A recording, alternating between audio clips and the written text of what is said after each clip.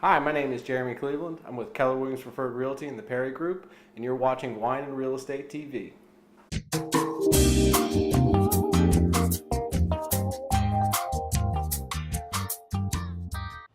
This episode of Wine and Real Estate TV is sponsored by my real estate team, the Morton Group, where our motto is you-centered real estate. Everything we do is focused on you. Learn more at our website, which is themortongroup.com.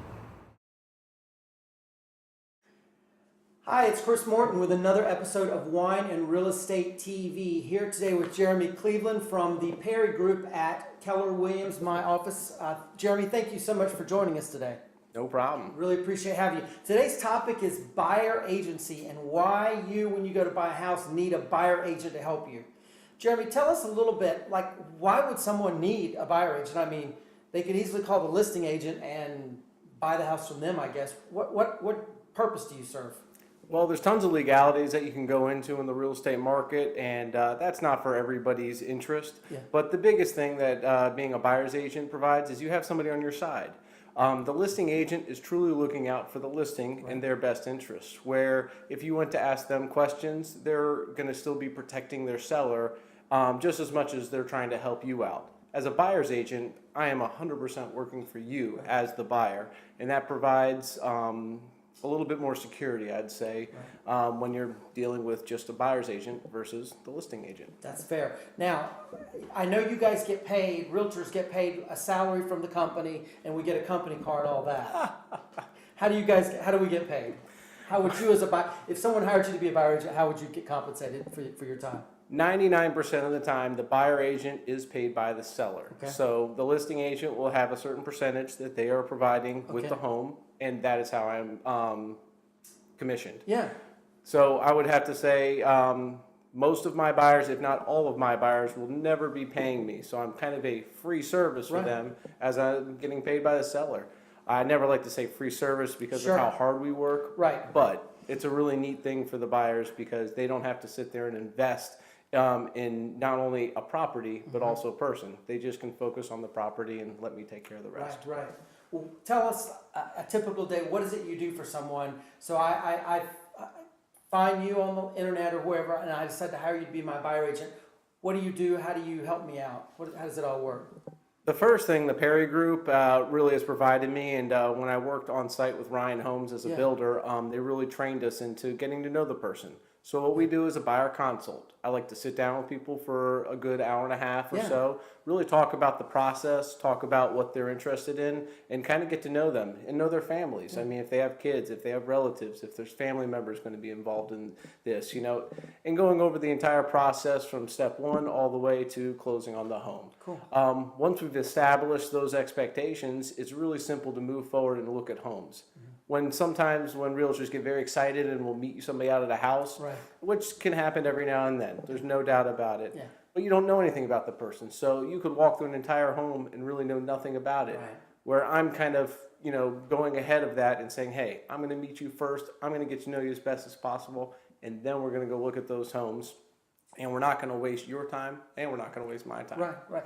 Because what use is there showing people houses with upstairs masters if they have trouble getting upstairs and they absolutely have to have a downstairs master? Why would you waste their time and your time showing a bunch of masters on the third floor? Exactly. And I mean, how else would you know it? You got to get to know the person. That's it, exactly. So we found the right house. What's the next step after we find the ideal house? Negotiate. That's where you have a conversation with the listing agent, I guess. Correct. We do a market analysis. We look at the property, and we want to get you the best deal possible within the community. Yeah. We're not trying to sit there and make the community worth less, and we're not trying to have you overpay. Right. I want you to get a wonderful value for your home. Right. And so once we've decided on that value, we go to the listing agent and we start that negotiation. Gotcha. Again, setting expectations on, if it's a multiple offer situation where we might have to go over the value a little bit, or if it's a house that's been sitting on the market for quite some time where you can sit there and say, hey, there might be a little bit of wiggle room. Right. Let's go find out. Understood. So we've gotten ourselves an offer that's been accepted. Yay. What's the next? Yay! Celebrate. What's the next step after that? Celebrate some more. No, I'm just kidding. We go into that due diligence period. Okay. And that's when really the work begins. A lot of people really think that real estate starts, with the first introduction and then ends when the house goes under contract. Right. That Not is at all. just That's the easy part. That's the easy part. And People don't realize. so we have to go through all the paperwork. We have to get inspections set up. We have to get appraisals lined up. We have to make sure the lending is everything and prepared to approve you, let's say, in a 30-day closing, or if it's 45, or if it's 10 days. Right. I mean, it really just depends on what your needs are as the buyer. And we go through that process and make sure that we set everything up in order to make sure that the minimal risk is on you as the buyer, and also we're treating the seller fairly. We don't want to extend anything that's not going to work out in the end. Understood. So we get all of the due diligence dealt with, and then we have a closing. Correct. We then, after we get through the due diligence, we get towards that closing, and we sit down and we close on that home. Right. We review the HUD, which is the paperwork for the closing, which has got basically all the financial numbers. If you were going to bring $500 to the table or $500,000, Right. you're going to know on that piece of Right. paper. To the penny. And we review that as realtors with our buyers, and it's absolutely a wonderful process. And at that point, once you get to close on the home, we can hopefully get you a little special gift to say Right. kind of congratulations, and we move on And with keys. keys. And there you have it. And there you have it. Well, you mentioned that you've done on-site work before. That's new construction. What's that process like? How does an on-site person help someone coming into the house?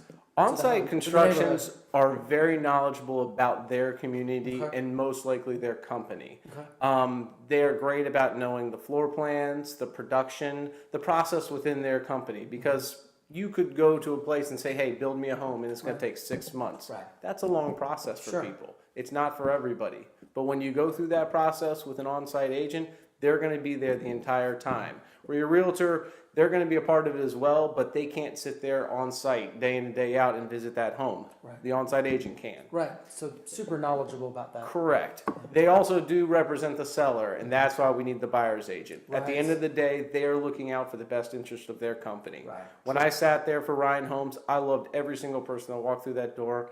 I live in a community called Kitts Creek that I think is an extremely special community. It provides a lot for my family. I also sold 150 homes in this neighborhood. Right. So I know a lot of the people through the real estate transactions. And at the end of the day, I wanted them to be treated fairly, but I also had to make sure my company was as well. But you were representing the company. Correct. Exactly right. Well, is there anything we've missed about the subject of being a buyer agent that we need to share with everybody? I don't know. I always tell people, and I use the word a lot, expectations. Yeah. Some of the best buyer agents out there that I've met, and some of the best ones that I worked on when I was on site, were people that set the proper expectations. Valid point. As long as people know what they're getting into and what the experience is going to be like, usually it's very fun and exciting.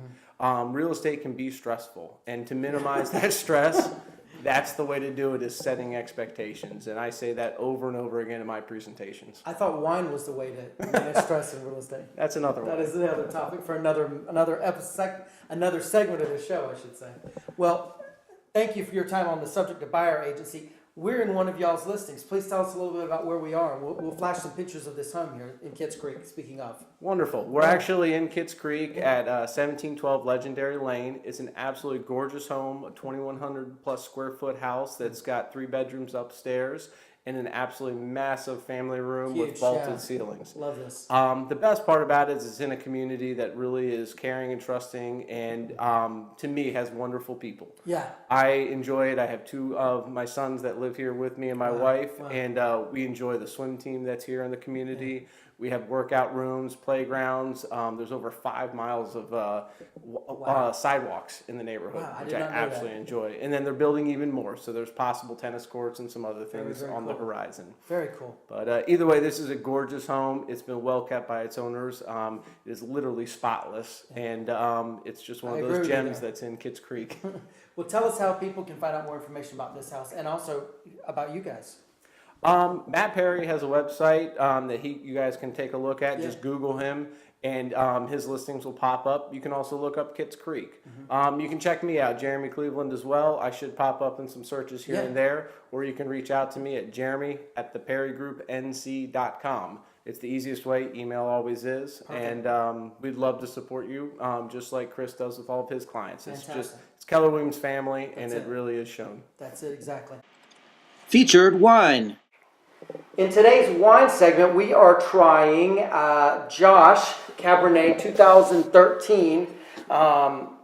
You recommended this. Yes. So we wanted to go. We always try to go with what the guest wants to have. So really excited to try this. I've had this before, I will admit. You can find this a lot of places around, whether it be grocery stores or most of the wine stores out there. So definitely something you recommend. About $13 a bottle, so you really can't go wrong. So let me know what your thoughts on this. We've had it open for a whopping 5 minutes here, so it's probably going to get better here in the next hour, but can't complain. What are your thoughts? It's got some wonderful fruit notes, Yeah. and I'm a huge Cab fan. I am too. They're bold, Yeah. they're exciting. In California wines, when you get up in that Sonoma County kind of area and all that, absolutely wonderful. It's very, so a lot of cabs will be so super tannic that you can't really drink them by themselves. You got to have them with food, something like ribeye or something. This is not. It's got a lot of fruit, like you say. So it's definitely something that those of us that like to drink big old wines could drink by itself. Definitely something worth trying. So highly recommended. We will flash the label here. As always, thank you all so much for watching these episodes. For further episodes or to watch something that you might have missed, go to Wine and Real Estate TV. The website is wineandre.com, spelled as always WINEANDRE.com. Thanks a lot. This has been Chris Morton, your host. Jeremy, thank you, sir. Thank you for having me on, Appreciate Chris. it. Cheers. Take care. Cheers.